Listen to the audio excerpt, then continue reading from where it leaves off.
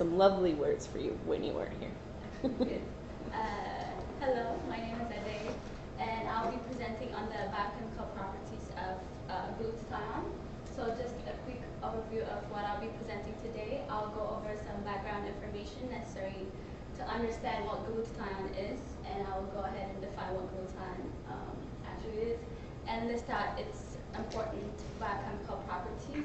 The first being as an antioxidant, the second being as an immune system. I'm just going to go briefly over that, and its detoxification role, as well as its skin health role. So what is an antioxidant? So anti, the prefix anti stands for something against or in opposition to. So in order to understand what antioxidant is and its role, we need to understand what it's against. So I'm sure we all have seen when we slice an apple, we have seen it change from its natural color to a dark pigment called melanin. So how does this actually happen? So when we slice an apple, we're basically damaging the cell, so we're exposing it to oxygen. And so when the oxygen enters the cell, it interacts with a molecule called phenol and an enzyme called phenolase. And the phenolase and the oxygen work together to take electrons from the phenol, the colorless molecule we see over here, and together they change it to a brown, the phenol changed to a brown pigment, melon. So oxidation is, here we see a neutron and a proton at the center, and the electron whistling around the center. And so oxidation is the loss of electron from the outermost shell. And so what causes oxidation in the body? So aging can be one factor that causes oxidation in the body. And another factor can be everyday internal processes such as metabolic process and immune defense system. Another factor that causes oxidation in the body is everyday breathing. As we breathe, the oxygen interact with the molecules in our cells, and our diet also contributes in the causation. Our diet also causes oxidation in the body. So when oxygen molecules enter our body, they interact with molecules, and this creates free radical. So free radical is unstable molecule that is highly reactive. It usually loses, it's usually unimpaired. So, but for the biological system, we're concerned with oxygen radicals. So collectively we call them reactive oxygen species. Unfortunately, free radicals are not only caused by breathing or internal process like metabolism that happen in our daily life. There are also other outside factors that cause free radical, and those can be smoking, drinking, fast food, and environmental pollutants. So oxidants can damage virtually all biological molecules. Some of the damage they cause are on DNA, RNA, cholesterol, protein, and lipids. So if we took DNA as an example, DNA is basically the blueprint to produce functional life. So DNA has 4 nucleotides, building blocks, so thymine, cysteine, adenine, and guanine. So oxidants can react with any of these 4 DNA bases.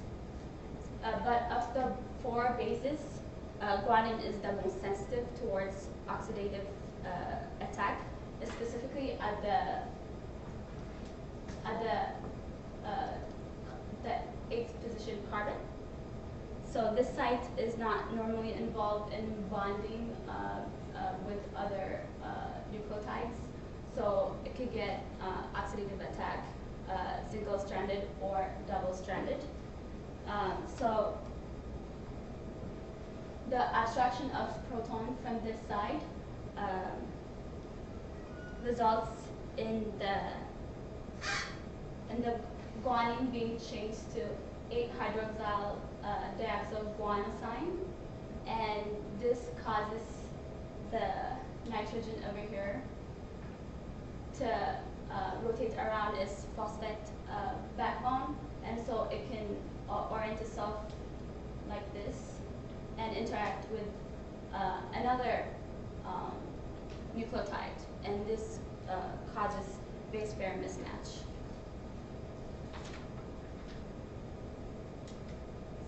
Another molecule that is damaged by oxidative attack is lipid. So a prime target of reactive oxygen species is polyunsaturated fatty acids, which are the major component of the cell membrane phospholipids. So polyunsaturated fatty acids are long chain. They're usually long chain carbon with 2 or more carbon double bonds alternating. So the double bond makes these molecules susceptible to reactive oxygen species attack. So this results in the break of the carbon chain into fragments, and the fragments themselves can be dangerous, and they can cause damage to the cell membrane. They can also move outside. They can also move around the cell and go to the nucleus and cause DNA damage as well. So how can the body prevent from its molecule being damaged? So this is where antioxidants come to play. So antioxidants just basically help pair the free radicals, so making them more stable. So a best analogy to think of antioxidants is to think of them as Pac-Man. So they just go around swapping free radicals, making the cell clear and less toxic. But unfortunately, all antioxidants are not created equally. Not all of them can make the reactive species less toxic, and they're specific. For example, if we look at vitamin E, it quenches lipid peroxidase, whereas vitamin C scavenges aqueous free radicals. And so the most dangerous free radical in the body is hydroxyl. And in order to quench the most dangerous free radical, we need the most powerful antioxidant. And glutathione is the most powerful antioxidant. It's produced in every single cell of our body, and along with water, nutrients, oxygen, it's an essential component of our cell. So here is the structure of glutathione. It's made of 3 amino acids, glutamate, cysteine, glycine, and it's bonded by a peptide bond, so it's a tripeptide. And it has a Tewolde group, which is the sulfur hydrogen group, which is important for most of its function.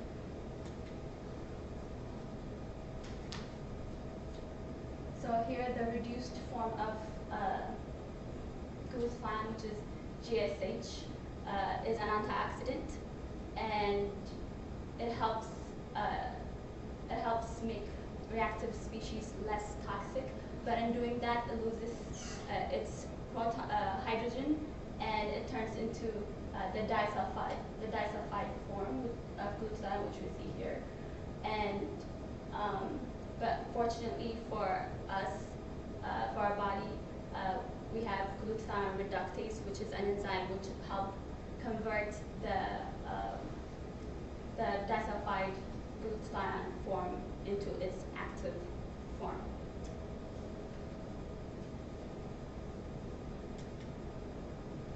So you see here, similar to the previous slide, but here there's glutathione has its synergetic partner, vitamin E and vitamin C, ascorbic acid.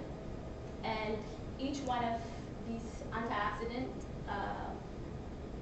are targeted towards a specific free radical.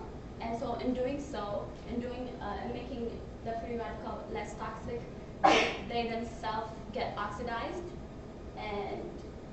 but if they remain oxidized, then they will be as dangerous as the other free radicals too. And this is where glutathione comes in place and stabilizes the oxidized form of vitamin C to its vitamin C, and then together the vitamin C and the glutathione stabilize vitamin E to its active state. And then this is the antioxidant defense system which our body uses to stabilize free radicals. So now that we have talked about the antioxidant, I'm going to move on to its other important role, which is as in the immune system. So glutathione is essential for innate and adaptive immune functions. So innate immune system is the first line defense, whereas adaptive immune system is the second line defense. So what glutathione does is it helps regulate the balance between innate immunity at the site of infection to kill bacteria and inflammation to the lung to cause organ failure. Therefore, glutathione is not just an inhibitor for the inflammation, but also regulates innate immune system in a direction favorable to the host.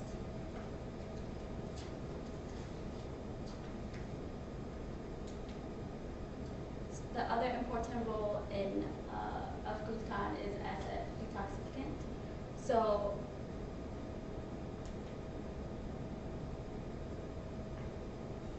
glutathione, when there's toxin in our body, before it reaches the immune system, glutathione will first help detoxify it, so excrete it from the body, making life easier for the immune system. So this is an enzymatic process in the liver, and it occurs in phase 1 and phase 2. So in phase 1, the step of the liver detoxification, the liver enzymatically modifies the chemical, mainly through oxidation, to make them easier to detoxify by phase 2 enzymes. And as we see in phase 2, we have glutathione, which helps make the free radical more water soluble and so more easier to excrete from the body.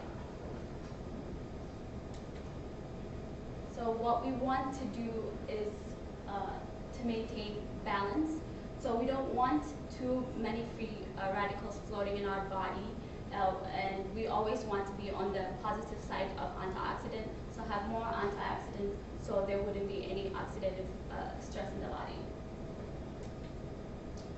So levels of glutathione also has been linked to theory of aging. So the most famous, this is one of the most famous theory of aging, is that as oxidative stress increases, reactive oxygen free radical increases, and therefore decreasing cellular antioxidant levels.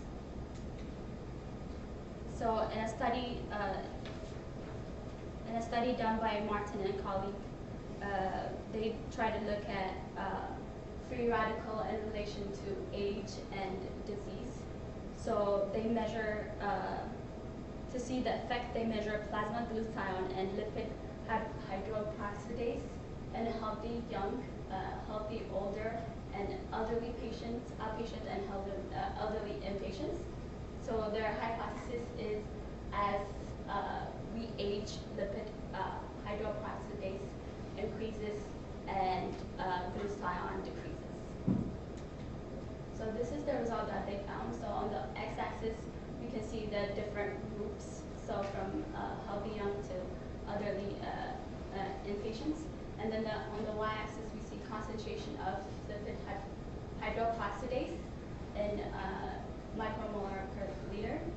And we can see a stage ladder effect in that the healthy young ones have lower level of lipid hydroperoxidase in comparison to the olders and those that are deceased.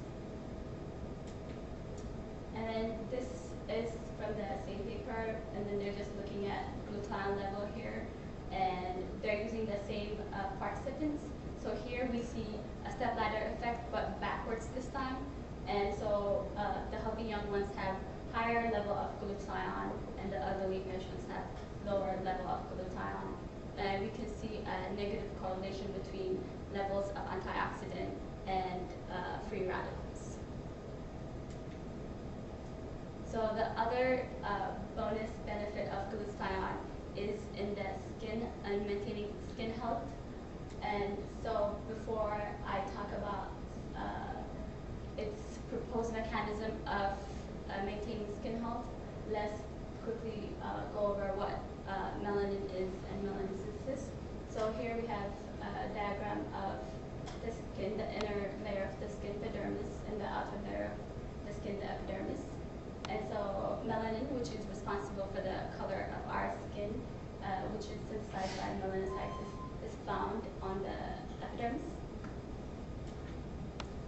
And so this is the melanin synthesis pathway. And the melanin synthesis pathway starts with tyrosine. And there are two products of this synthesis: the eumelins, which is a dark brown pigment, and the pheomelins, which is a yellowish orange pigment. And here, inhibiting tyrosinase would mean inhibiting the eumelins, and inhibiting cysteine would mean inhibiting the pheomelins.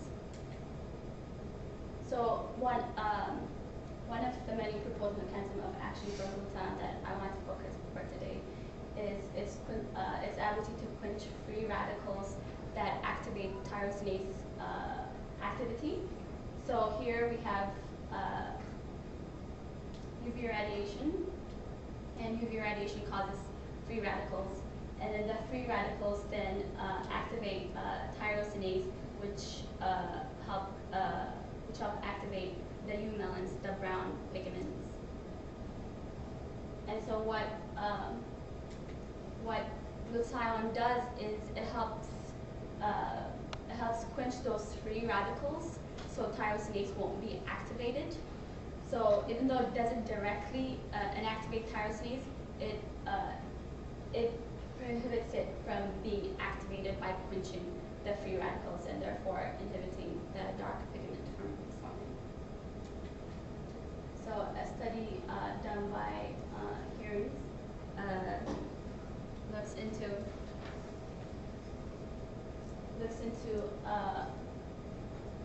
whether melanin precursors and tyrosinase could be regulated by cysteine and glutathione level. And as we see in the structure earlier, cysteine is the precursor for glutathione. So if we have more cysteine, we'll have the possibility of making more glutathione.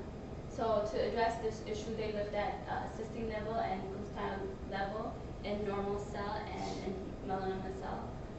And they used BSO, which is an inhibitor of glutathione biosynthesis. So they treated the cells with 50 to 100 micromolar of BSO to see if there's decreased level, but then they saw an increase in the cysteine level 2 to 10 volts. So this is the result that they found. So on the x-axis, we have the two groups, so the tyrosine activity and the melanin formation. So the gray is a non-treated, and then the yellow is treated with BSO for 24 hours, and then the blue is treated for 70 hours. And then on the y-axis, we have percent of total melanin. So we see a general decrease as the length of hour increases for the treatments. And one possible explanation for this can be that even though longer hours means less glutathione, there's still 2 to 5 folds of cysteine increase. So that cysteine increase might help make more glutathione, and so this is why this result might have looked like this. So even though glutathione has many biological functions, future research seems to be gearing towards its skin health its role in skin health as people want to get rid of dark spots or hyperpigmentation or acne marks and as such. So looking at increasing antioxidant effect of glutathione and conducting randomized double-blind clinical trials might be helpful, as I was only able to find one article that's done on humans.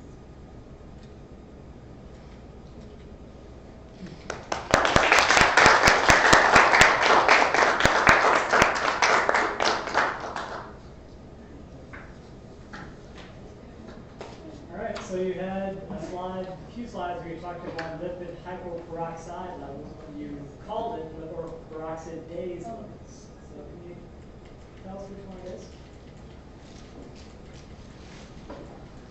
Right there. Okay, that's it. So, is that hydroperoxide or hydroperoxidase? Here they're looking at lipid hydroperoxide. Peroxide? Yeah. Not the enzyme peroxidase. Yeah. They're looking at the radical. Okay, so that's important. All right. So when you talk about GSH conjugates and that helping the excretion process, how does that work? Why?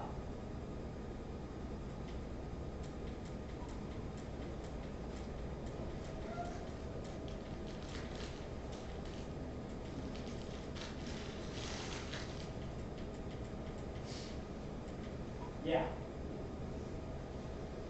Can you repeat your question, please? So how is it conjugated? When we say conjugate, what does that actually mean?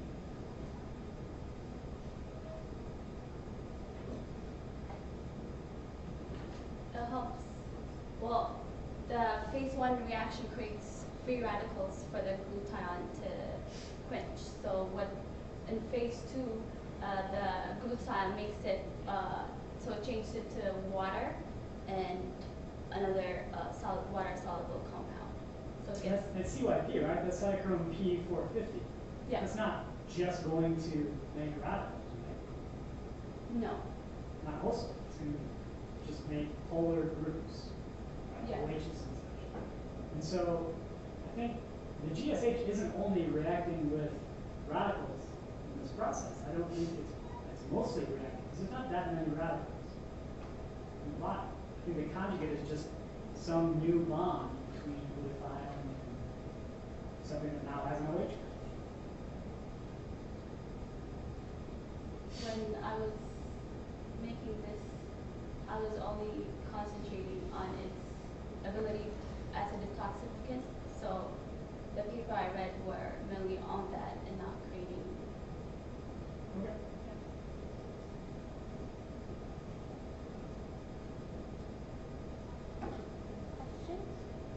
Me again. All right. So,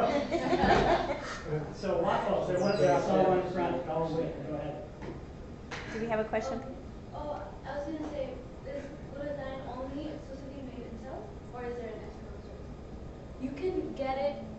There are supplements, but it's hard to go through the digestive tract. Like from the papers I read, it says that. But when I asked Dave, he said maybe injection. Okay. So mainly cells. Yeah, it's produced by your body. Yeah. Awesome. All right. So in your last paper, they looked at both cysteine and glutathione. Mm-hmm. So tell us again why it would be important to look at cysteine levels in addition to glutathione. Because one of the amino acid that glutathione is made of is cysteine. And so looking at cysteine level would help us see if more glutathiones are being formed. Right. So it would have to be, or you expect it to be up, right? So that'd be more of a control experiment. Yeah, but they didn't. When they measured the tyrosine activity and the melanin, they didn't go back and measure cysteine level. They had like a different one for that. They had like cysteine separate and then glutathione separate. Okay. Yeah, I mean, so, I think that the main point of the cysteine is that people could otherwise say, well, the reason your cysteine levels, the reason your glutathione levels are down is because the cell doesn't have cysteine to make it. Yeah. Now you can say, look, that's not the case. We're killing this enzyme, so cysteine is building up. Right? All right, so finally, Watson and Crick, right? You guys learned about base pairing and such. So Watson had a big article last year where he said that antioxidants were actually really bad, and that on balance, vitamin C probably caused more cancer than it did. Does that make any sense, or is he crazy over it? I mean, everything overdose is bad, I guess. Okay, so tell us how, in theory, an antioxidant could actually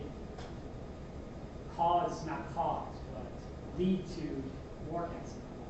Well, if we don't have if we have low glutathione level, because when for the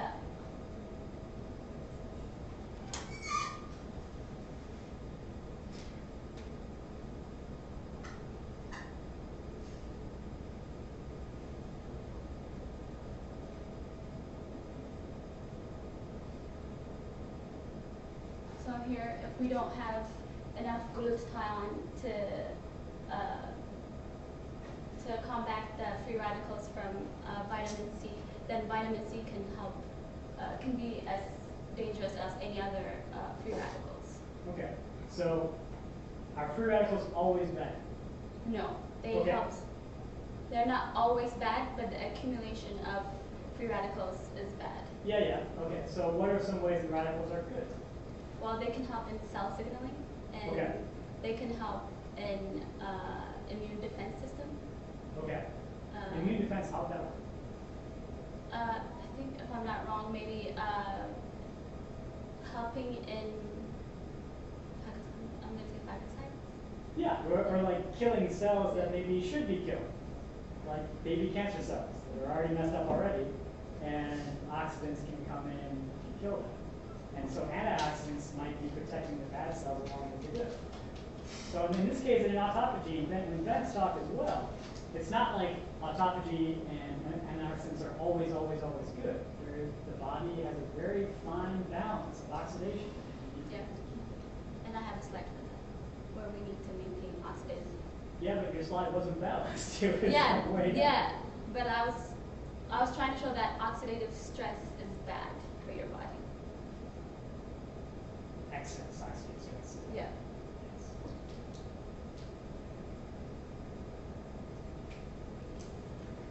So what are other factors that affect glutathione production in the body besides like the UV light, for example? The food you consume can affect them, and just environmental pollutants can affect them. So when you say food, do you know like exactly what we should stay away from? Obviously, the fatty food, fast food, don't go to McDonald's. It's Okay. All right, good to know. Eat lots of fruits and vegetables.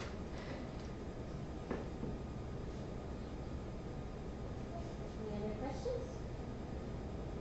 Let's thank our speakers. So Alyssa talks tomorrow at 4 o'clock, so be sure to come. And then we have Deji and Nate on Friday, right? Again at 4 or at 3? 3:10 and then 3:45. So those are our last 3 talks. I think I got Deji, I got 2 too. So if you're here for class and I didn't point at you, you need to come talk to me because I missed you. Okay. Do I have 5? I think yes. Let me just double check.